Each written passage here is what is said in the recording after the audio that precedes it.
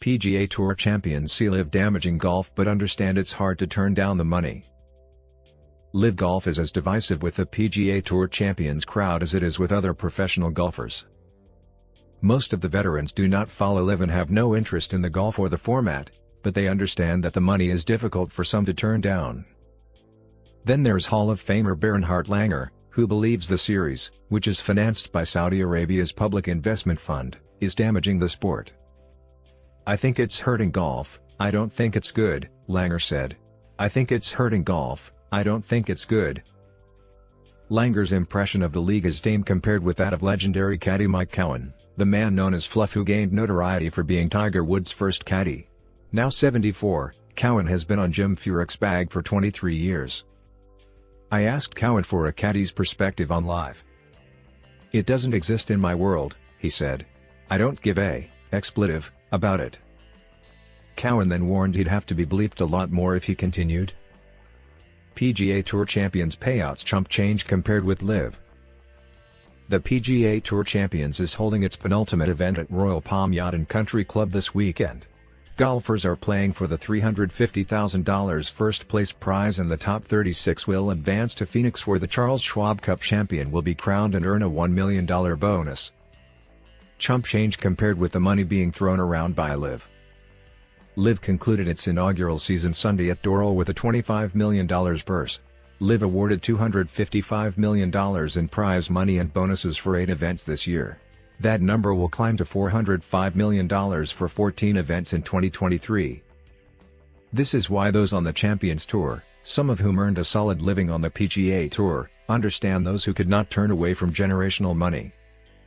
"These guys are making a bunch of money," Scott McCarron said. "These guys are making a bunch of money." McCarron won about $12.65 million in 2 decades on the PGA Tour.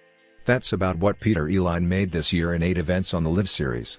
But Furyk took home more than $71.5 million in prize money on the PGA Tour, so he has a greater understanding of what it's like to be ultra-successful. Furyk wonders how some of those more successful golfers could turn their backs on the tour.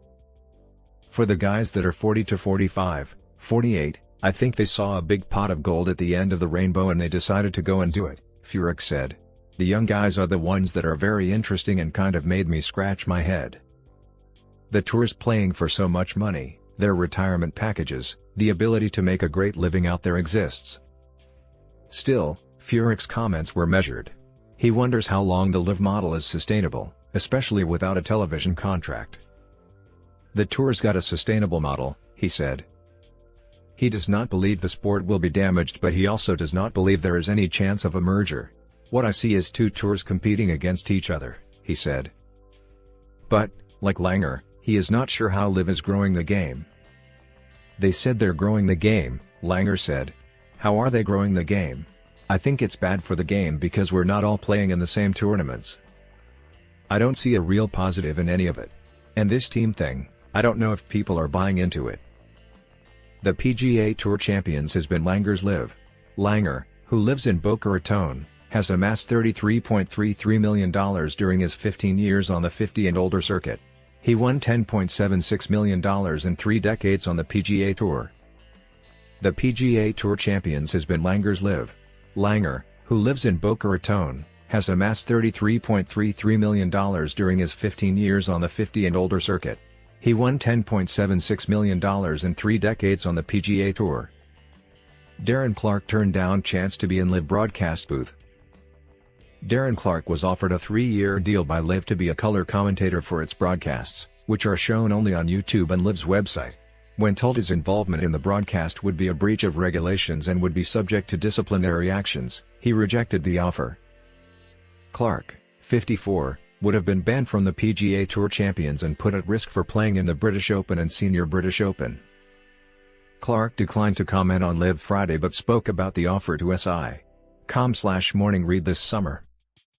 "I really enjoy my time on the Champions Tour and didn't want to jeopardize it," said Clarke, who would not disclose the amount of the offer.